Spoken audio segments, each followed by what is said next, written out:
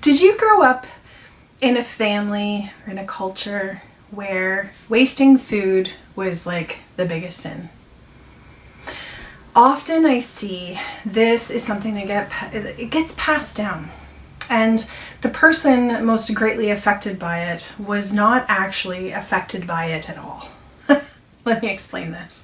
So let's say, for instance, my grandparents, right? They grew up in the Depression. They grew up where everything was scarce. So, they saved and reused every possible thing. And they needed to. That was their reality.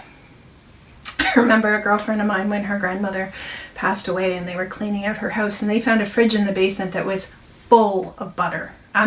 Full of butter. Because she could not pass butter on sale without buying a pound and putting it in the fridge, because that was such a luxury in her time. Fast forward though to the generations that come from that and their children who actually didn't grow up in poverty. They grew up with a degree of wealth, or at least a currency enough that they could have food as often as they needed it. But that waste not is still there. This can affect people in many ways, in that there can be the not throwing anything out, finishing their plate despite the fact that they're totally stuffed, maybe eating everything that's left on their child's plate. Maybe it's just the family joke, oh, don't worry, Uncle Joe will eat it, or Aunt Sue, or whoever, right? That there's just those people that just cannot bear the idea of getting rid of any food. Now, I'd like to tell you a bit of a story about when I had my son with me on a conference and we were at this beautiful breakfast buffet. Now, I have to preface this because breakfast buffets for most people is really not a big deal, but in our house we're all sensitive to dairy and eggs, and my son is sensitive to wheat.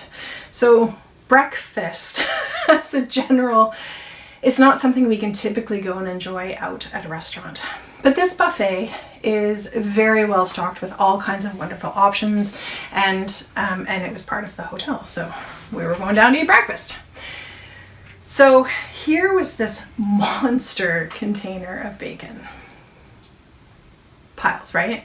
Well, my kid is like, oh my gosh. And he put so much bacon on his plate. And I was struggling in the moment to try and coach him to not take so much bacon and not embarrass him in front of all the people around us. So I just put my hand and I said, it's okay, you can come back for more.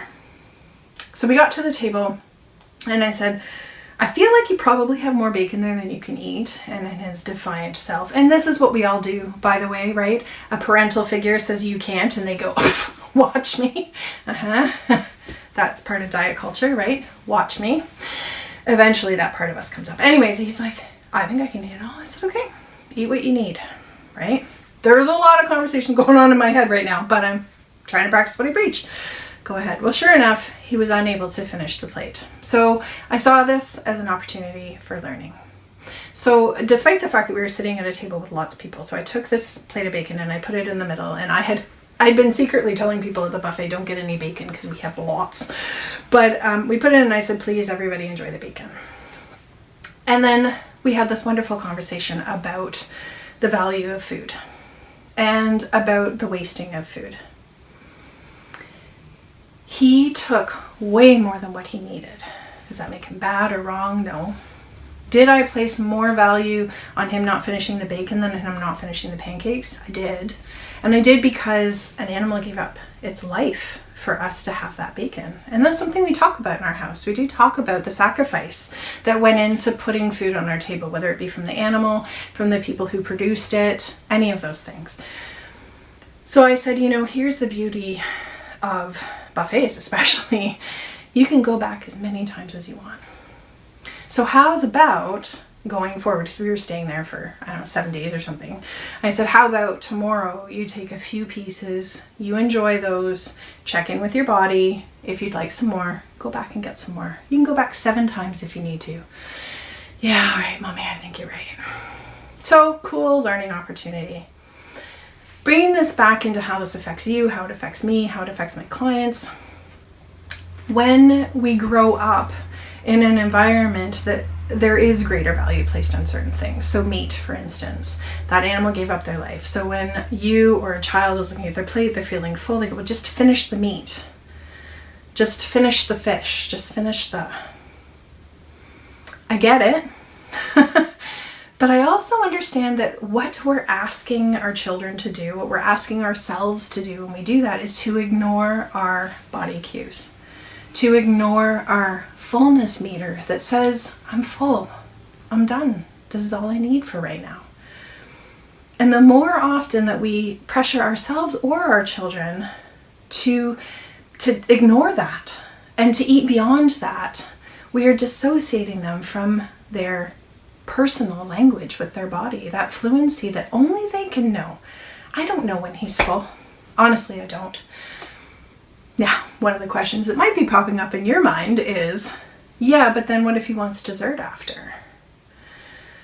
This is another one of those things that I don't ever want him to feel like there's a ticket to pleasure, that there's a price that gets paid on the pleasure foods. They are pleasure foods, dessert foods. They're meant to be enjoyed. And if I ask him to finish his plate, if I ask him to finish the meat, if I ask him to eat beyond fullness, if I ask that of myself, well, the pleasure of that pleasure food gets diminished because it doesn't taste as good and it doesn't feel as good because I'm too full.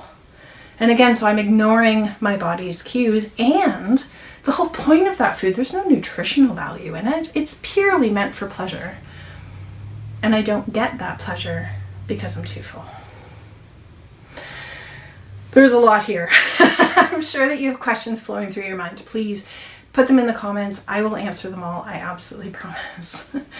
The point of today's video is to just question, do your food rules actually apply to your life, or were they imposed upon you from maybe childhood experience or from parents or grandparents? And are they real right now? Because I appreciate how much many people suffer and struggle. And people, this is one of the other ones that I get frustrated by. The world is starving. There are children on various continents who are starving, and here you are not wanting this beautiful food. Here's the challenge I have with that thought process.